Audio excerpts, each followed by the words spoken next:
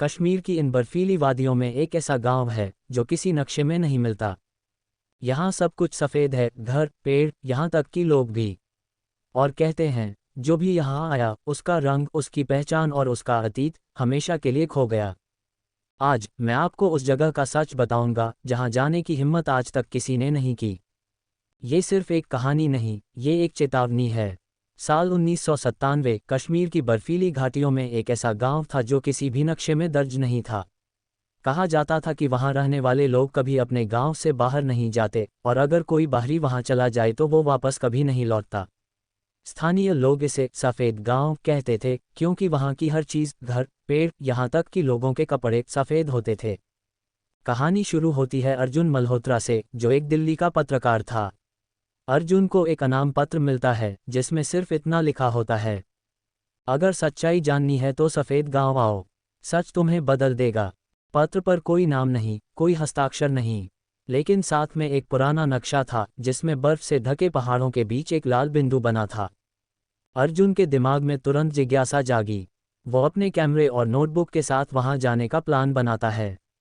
सफ़र आसान नहीं था, पहले ट्रेन, फिर जीप और फिर पैदल बर्फ के पहाड़ चढ़ना। 3 दिन की यात्रा के बाद जब वो उस घाटी में पहुंचा तो दूर से ही उसे एक अजीब नज़ारा दिखा। पूरे गांव में सिर्फ सफ़ेद रंग, जैसे किसी ने सारे रंग छीन लिए हों। वहां के लोग बेहद चुप थे, किसी ने उससे बात नहीं की, बस ठंडी निगाहों से देखा। एक बुजुर्ग औरत उसके पास आए और बहुत धीमी आवाज़ में बोली, तुम्हें यहाँ नहीं आना चाहिए था, और फिर बिना कुछ कहे चली गई। अर्जुन ने गांव में एक खाली झोपड़ी में रात बिताने का सोचा, लेकिन रात होते ही उसे बाहर से अजीब फुसफुसाहट सुनाई देने लगी, जैसे कई लोग एक साथ कुछ पढ़ रहे हों। उसने खिड़की से झांक कर देखा, गांव के सारे लोग एक बड़े चबूतरे के चारों ओर खड़े थे और बीच में एक लंबा सफ़ेद बक्सा रखा था। सभी लोग एक ही सुर में कोई पुरानी भाषा में मंत्र पढ़ रहे थे। अगली सुबह अर्जुन ने गांव के बच्चों से बात करने की कोशिश की, लेकिन उन्होंने एक ही बात कही, हम रंग नहीं देख सकते, हमारे लिए सब कुछ सफ़ेद है। जैसे जैसे अर्जुन गांव में घूमता गया उसे एहसास हुआ कि यहाँ कोई भी चीज़ रंगीन नहीं है, यहाँ तक कि उसका अपना कैमरा भी तस्वीरों में सिर्फ ब्लैक एंड वाइट दिखा रहा था। तीसरी रात जब वो सो रहा था उसके दरवाजे पर दस्तक हुई। बाहर वही बुजुर्ग औरत खड़ी थी। उसने अर्जुन को एक कागज़ दिया जिस पर लिखा था, अगर जिंदा लौटना है तो आज आधी रात को पहाड़ी की गुफा में आ जाना। अर्जुन तय समय पर गुफा में पहुंचा तो वहां उसने कुछ ऐसा देखा जिसने उसकी रूह जमा दी। गुफा के भीतर एक विशाल चमकता हुआ सफ़ेद पत्थर था जिसके चारों ओर कई पुरानी तस्वीरें टंगी थीं। इन तस्वीरों में वो लोग थे जो कभी गांव में आए थे लेकिन अब लापता थे। बुजुर्ग औरत ने बताया, ये पत्थर रंगों को सोख लेता है और जो इसके पास लंबे समय तक रहते हैं उनकी यादें और पहचान भी मिट जाती है।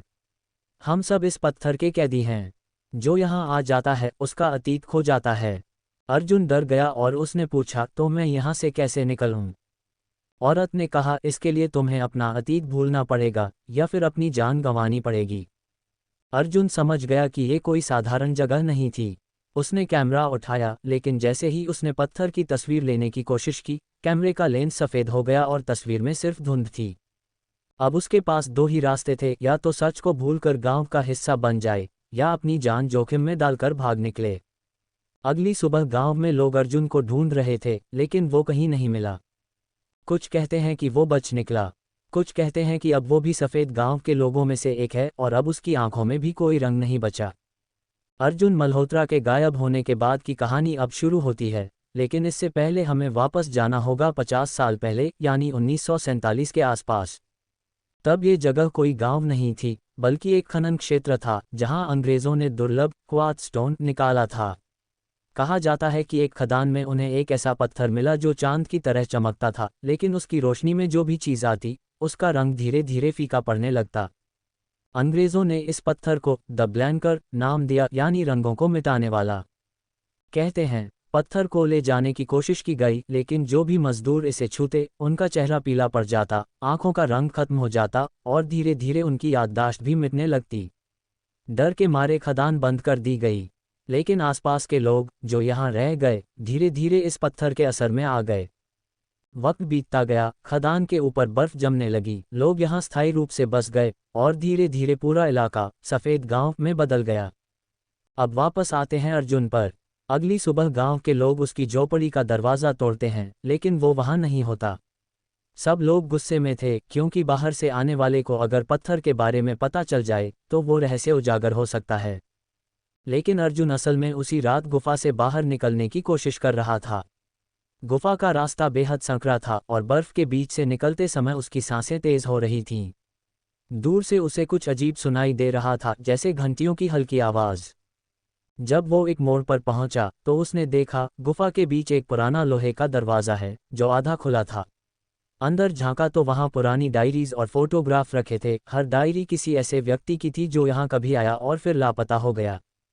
अर्जुन ने एक डायरी खोली, उस पर लिखा था 1974 राहुल भटनागर। अंदर लिखा था, मैंने सोचा था ये सिर्फ एक कहानी है, लेकिन ये सच है। पत्थर मुझसे मेरा नाम भी छीन रहा है।